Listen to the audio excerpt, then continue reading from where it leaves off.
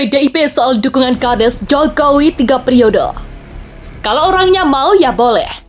Dari kunjungan saya ke daerah dan melihat prospek yang sangat positif ke depan ini, momentum ini tidak boleh diabaikan. Momentum yang baik-baik ini ke depan tidak boleh diabaikan. Karena itu saya melihat tahun 2024 pemilu yang rencananya kita laksanakan bulan Februari itu. Jalan lanjutin aja. Nanti kita lihat apa masyarakat. Perlu nggak Pak? Ya? Perlu nggak mentalak presiden 3 periode? Kalau memang, amandemen 2. memang kalau kebutuhannya memang ke arah itu, kenapa enggak? Nasdem mendukung Pak. Memang kalau memang suasana tuntutan pada waktu itu itulah yang terbaik, pasti didukung. Kalau suasana pada waktu itu, ini kan belum. Kalau para elit ini menggunakan keinginan pribadinya ya, di atas kepentingan publik dan keinginan publik, saya mengatakan mereka adalah pelanggar hukum, teroris konstitusi sebenarnya bisa kita katakan itu dalam tanda kutip ya. Mereka menteror konstitusi dengan alasan pribadi-pribadi mereka. Nah harusnya itu dilawan dari sekarang.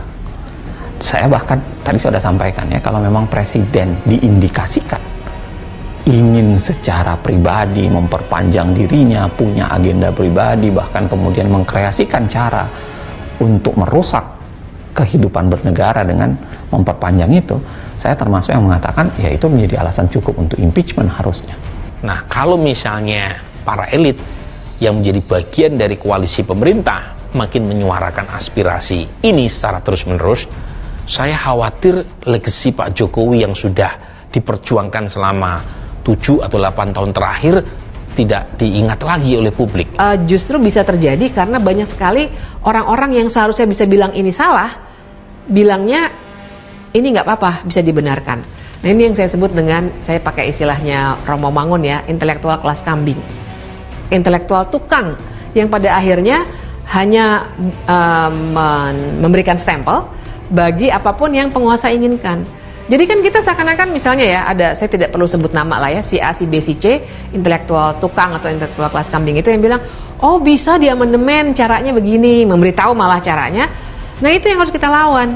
Kita harus bilang bahwa ini salah, karena demokrasi kita yang dipertaruhkan. Kita nggak bicara pasal.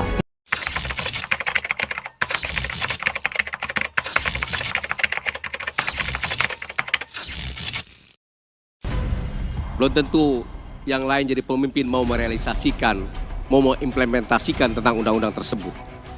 Tapi pas Bapak Presiden terpilih, Undang-Undang Nomor 6 2014 dijalankan dengan baik sehingga kita meratap pembangunan di desa.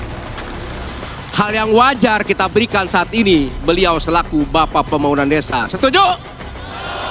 Kalau sudah setuju, tidak perlu munafik depan saya. Berdiri semua kalau setuju. Bangun! Angkat tangan! Terima kasih Pak Presiden, inilah bahwa kami di desa menyatakan Bapak Presiden Jokowi selaku Bapak Pembangunan Desa. Yang mengatakan kalau para elit ini menggunakan keinginan pribadinya ya, di atas kepentingan publik dan keinginan publik, saya mengatakan mereka adalah pelanggar hukum, teroris konstitusi sebenarnya bisa kita katakan itu dalam tanda kutip ya. Mereka menteror konstitusi dengan alasan pribadi-pribadi mereka. Nah harusnya itu dilawan dari sekarang. Saya bahkan tadi sudah sampaikan ya, kalau memang presiden diindikasikan ingin secara pribadi memperpanjang dirinya, punya agenda pribadi, bahkan kemudian mengkreasikan cara untuk merusak kehidupan bernegara dengan memperpanjang itu, saya termasuk yang mengatakan ya itu menjadi alasan cukup untuk impeachment harusnya. Nah, kalau misalnya para elit yang menjadi bagian dari koalisi pemerintah makin menyuarakan aspirasi ini secara terus-menerus, saya khawatir legasi Pak Jokowi yang sudah diperjuangkan selama 7 atau 8 tahun terakhir tidak diingat lagi oleh publik. Justru bisa terjadi karena banyak sekali orang-orang yang seharusnya bisa bilang ini salah, bilangnya ini nggak apa-apa, bisa dibenarkan. Nah ini yang saya sebut dengan, saya pakai istilahnya Romo Mangun ya, intelektual kelas kambing. Intelektual tukang yang pada akhirnya hanya memberikan stempel bagi apapun yang penguasa inginkan.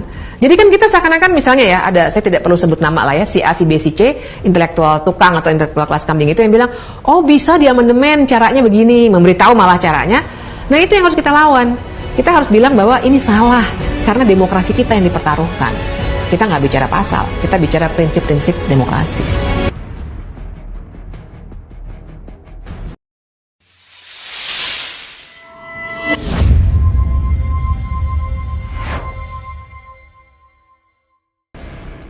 Dengan demikian, tak ada syarat pencalonan presiden bisa diusung oleh suara Abdelsi atau gabungan suara pemerintah desa.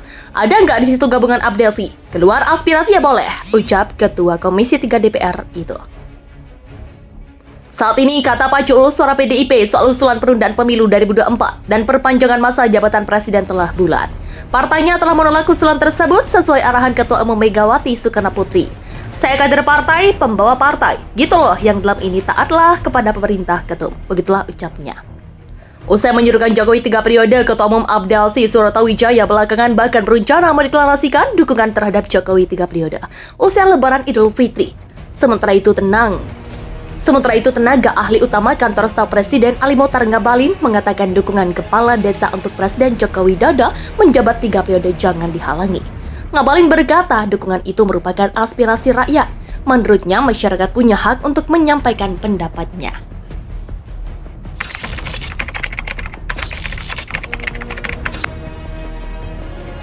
Itu tadi. Oke, jadi kita mendengarkan dari suara rakyat nih ya. Iya, karena gini, kita kan punya big data. Saya nih lihat ya, punya big data. Dari big data itu menggrab kira-kira 110 juta. 110 juta? Iya. Ini serius. rakyat? Iya, 110 juta macam-macam Facebook segala macam. Kadang orang main Twitter tuh kan kira-kira 10 juta lah. Iya. Kalau di menengah bawah ke ini, itu pokoknya pengen tenang. Pengen bicaranya ekonomi. Tidak mau lagi seperti kemarin kan kita kan sakit gigi dengar kampret lah, dengar apa lah, cebong lah, kadrun lah, itu kan menimbulkan tidak bagus. Betul. Masa terus-terusan gitu. Sekarang lagi gini-gini katanya ngapain? Kita coba tangkap dari publik, dari tadi itu, dari suara data-data tersebut. Oke. Yaitu bilang kita mau habisin 100 triliun lebih untuk milih ini, keadaan begini, ngapain sih? Bentar, berapa? 110 triliun atau berapa triliun? Untuk pemilihan presiden? Ya, pemilihan presiden dengan pilkada. Kan serentak. 100 triliun? Lebih. Wow. Nah, itu yang rakyat ngomong. Nah, ini kan ceruk ini atau orang-orang ini ada di Partai Demokrat, ada di Partai Gerindra, ada yang di PDIP, ada yang di PKB, ada yang di Golkar, ada di mana-mana kan ini curug ini. Dan yang lebih membahayakan sekarang menurut saya adalah ketika kekritisan itu dianggap bukti tidak cinta negeri. Menurut saya yang berbahaya kalau sudah ada sekelompok pandangan orang yang menilai kalau kita bersuara keras itu artinya kita tidak pro kebaikan. Ketika kata-kata baik disematkan hanya pada kelompok tertentu dan yang tidak sama dengan orang itu berarti tidak baik. Itu menurut saya yang harus kita cermati hati-hati. Dan ketika ada upaya-upaya untuk mengembalikan lagi Indonesia ke zaman sebelum reformasi, itu yang harus betul-betul kita waspadai. Rasa-rasanya tidak ada politisi yang seberani hari-hari ini loh